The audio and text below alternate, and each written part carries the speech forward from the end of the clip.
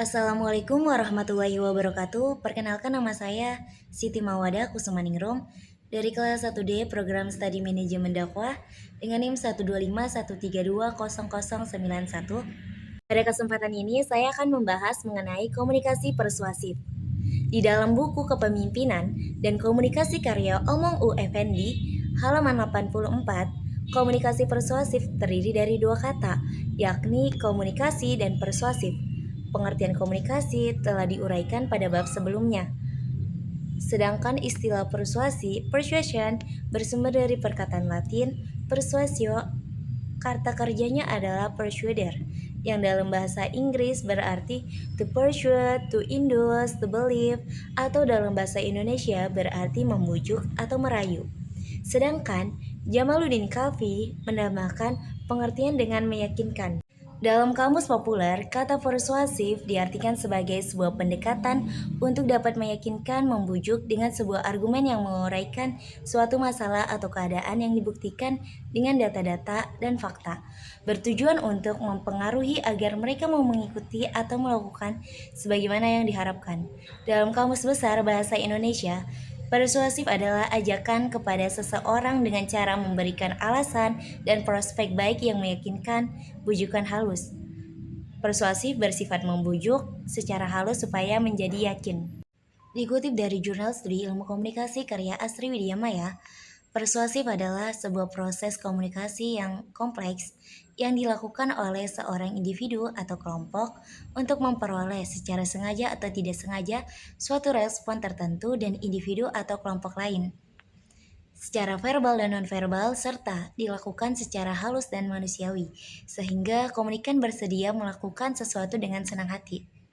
Dikutip dari Jurnal Pemanfaatan Teori Komunikasi Persuasif pada Penelitian E-commerce di Era Digital, karya Ira Mirawati.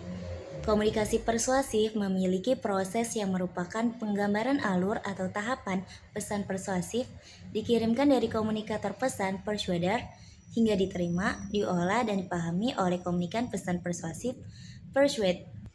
Di dalam buku Komunikasi Persuasif, Pendekatan dan Strategi karya Ezi Henry MAG, pendapat Mulyana diperkuat oleh Effendi 2000 yang mengemukakan bahwa komunikasi persuasif adalah salah satu dari 4 teknik komunikasi manusia selain komunikasi informatif, komunikasi koersif, dan hubungan manusia, human relation.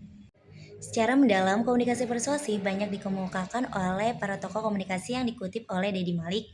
Dalam kata pengantar bukunya Komunikasi Persuasif diantaranya, Ronald L. Applebaum dan Carl W. E. Anatol mengartikan persuasi adalah komunikasi yang kompleks ketika individu atau kelompok mengungkapkan pesan sengaja atau tidak sengaja melalui cara-cara verbal dan nonverbal untuk memperoleh respon tertentu dari individu atau kelompok lain.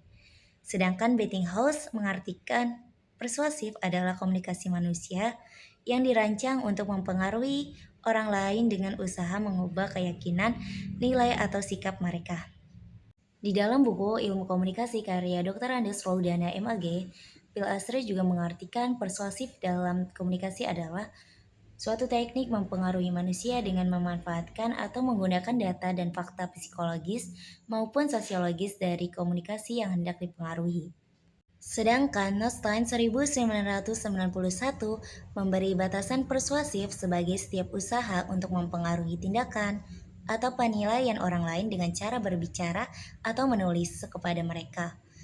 Anderson 1972 membatasi pengertian persuasif sebagai suatu proses komunikasi interpersona di mana komunikator berupaya dengan menggunakan lambang-lambang untuk mempengaruhi kognisi penerima. Jadi secara sengaja mengubah sikap atau kegiatan seperti yang diinginkan komunikator.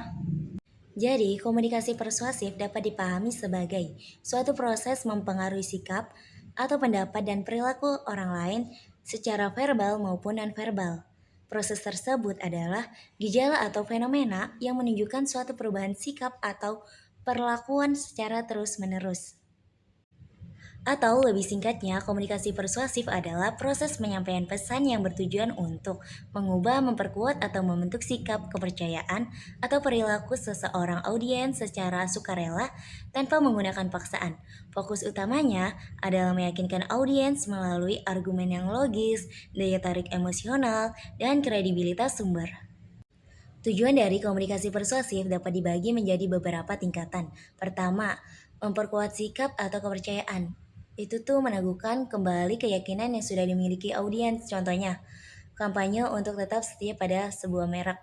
Kedua, ada membentuk sikap atau kepercayaan, memberikan informasi untuk audiens yang belum memiliki pandangan tentang suatu isu. Contohnya nih, pengenalan produk baru ke pasar.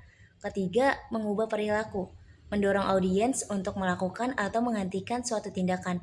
Contohnya itu ajakan untuk berhenti merokok atau mulai berdonasi.